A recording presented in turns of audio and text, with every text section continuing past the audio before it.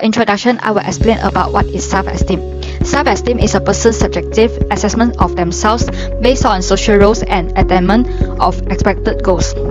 Self-esteem is partly a characteristic that stabilizes over time, with some people have relatively high self-esteem and others having low self-esteem.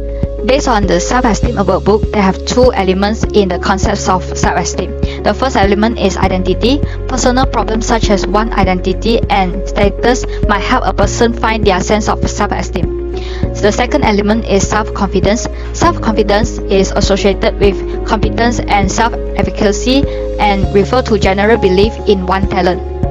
As individuals gain competence in various aspects and lives, their self-esteem will naturally rise. The first study is to determine the prevalence and the characteristics associated with low self-esteem and relationships among self-esteem and anxiety, depression, educational stress, and suicidal ideations in secondary school students. In Vietnamese culture, the pressure from parents and schools might be expected to have an unintended effect, leading to lower self-esteem and associated outcomes seen elsewhere among high school students. Hence, a structured questionnaire was used to collect data from students from 3 secondary schools in Canton City, Vietnam. According to Rosenberg's criteria, 19.4% of students were detected with low self-esteem, and women are more prone to develop emotionally unstable personality.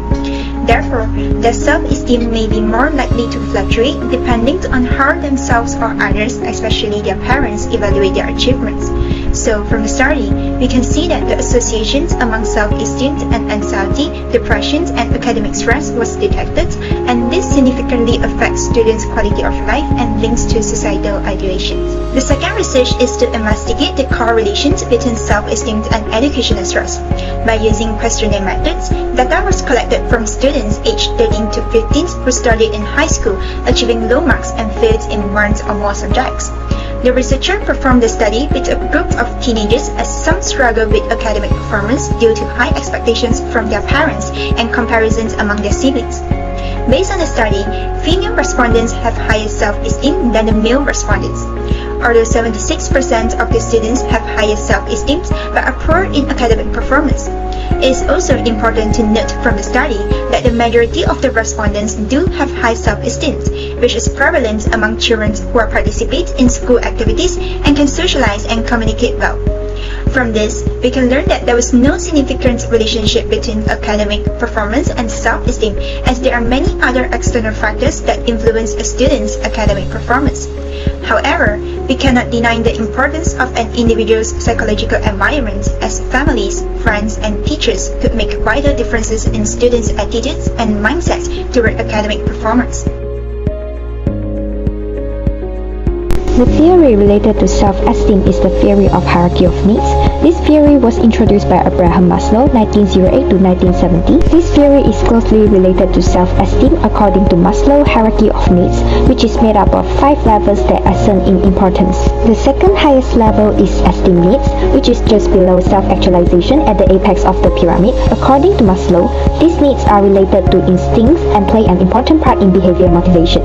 In fact, the need for esteem can be divided into internal esteem and external esteem, which internal is self-esteem, the human need for appreciation and respect from themselves in the form of feelings of self-worth, while external is the recognition which humans need respect in the form of status, prestige, or even social success from others, cause sense of belonging or being accepted. Emotions of self-abasement can emerge in those who lack of self-esteem or lack of other people's recognition. Let's take toxic friendship as an example. According to their clingy behavior or negative attitude, you will feel worse about yourself during and after your interaction with them.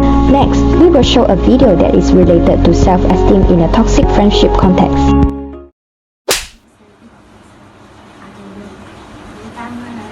Hey guys, the results are out. I got A for my maths and I got A+ for my business. Really? Yeah. Let me check. Oh, I got the same result as you. Wow, congrats. How about you? As usual, I got both A+. Wow, fabulous. Okay lah. Hey Jessie, how about your result?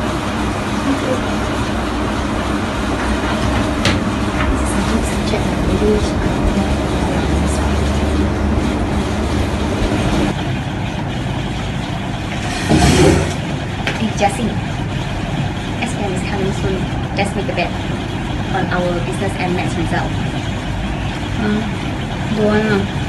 Why? You can motivate yourself ma. Take this as a chance. Since that the business and maths is a big subject, you can improve. Okay on Many months later. SPM result is out. Can check now. If you didn't get a good result, also never mind Just a bad only. Don't take it too serious.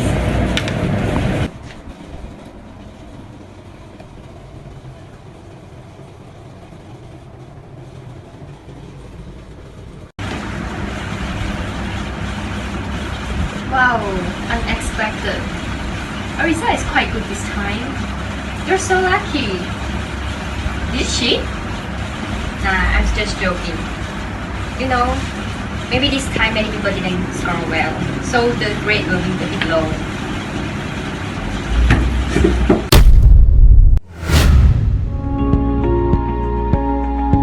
One of the tests which can use to measure self-esteem is Rosenberg's self-esteem scale, RSES. In social science research, RSES is the test that is most often used to measure self-esteem.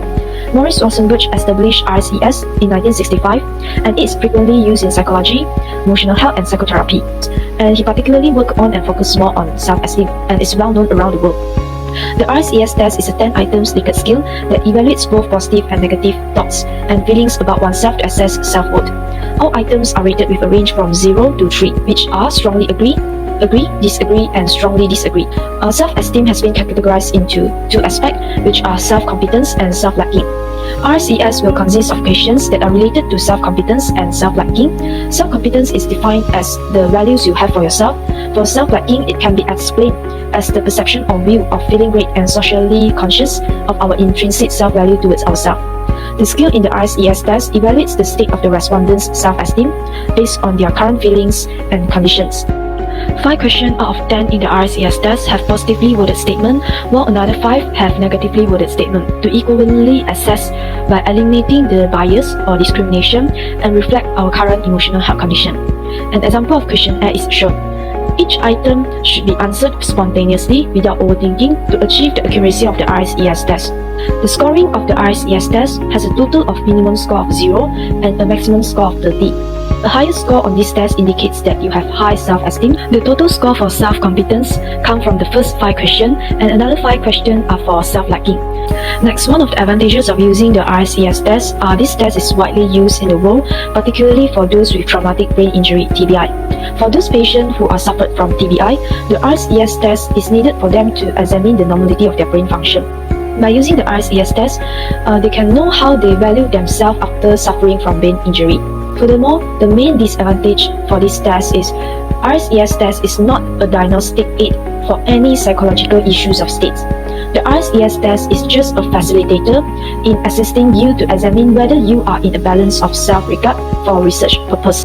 In conclusion, self-esteem can be thought of as how much you like and appreciate yourself no matter what.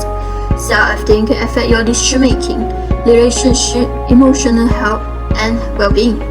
A team with healthy self-esteem is more likely to be autonomous, mature, proud of their achievement, and health. However, a team with low self-esteem can lead to problems like trouble in making new friends, lack of motivation, bad mood, and drinking or using drugs to feel better. Then, they will also pay more attention to what other people think about them, especially when those thoughts are bad. So, self-esteem is important for individuals, especially teenagers.